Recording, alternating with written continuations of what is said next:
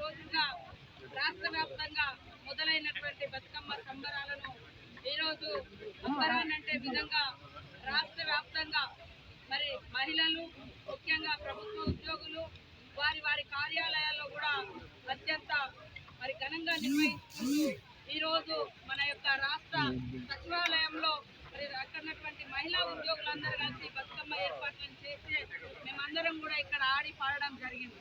బతుకమ్మ అంటే తెలంగాణ సంస్కృతిని ప్రతిబింబించేది.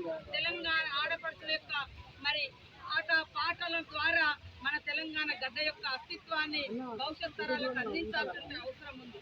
మరి బతుకమ్మ అంటేనే ముఖ్యంగా చెరువులతో ముడిపడి ఉన్నటువంటి బంధం. చెరువులు అంటే చెరువులు నిండడంతో మరి మనకు బతుకమ్మ కూడా వస్తుంది. మరి అప్పటిదాకా అత్తవారి ఇళ్లలో పోయినటువంటి ఆడపడుచులు కూడా తల్లిదండ్రుల ఇళ్లలోకి వచ్చి ఆత్మీయంగా ఉండేటువంటి పండుగ ఈ 9 రోజుల పండుగ బతుకమ్మ పండుగ. కాబట్టి ఈ పండుగను మన సీఎం రేవంత్ రెడ్డి గారు కూడా రాష్ట్ర వ్యాప్తంగా ఘనంగా నిర్వహించుకోవడం కోసం మహిళలకు అదేవిధంగా మహిళా ఉద్యోగులకు కూడా అనేక అవకాశాలు ఇస్తూ ప్రోత్సహించడం జరిగింది.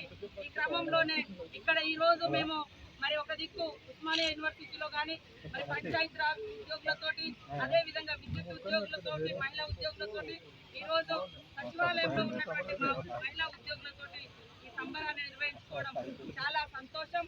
ముఖ్యంగా మనం ఎంత ఎత్తుకు ఎదిగినా, ఎంత ఆర్థికంగా ఉన్నా, ఎంత సామాజిక ఉన్నతంగా ఆలోచనలు ఉన్నా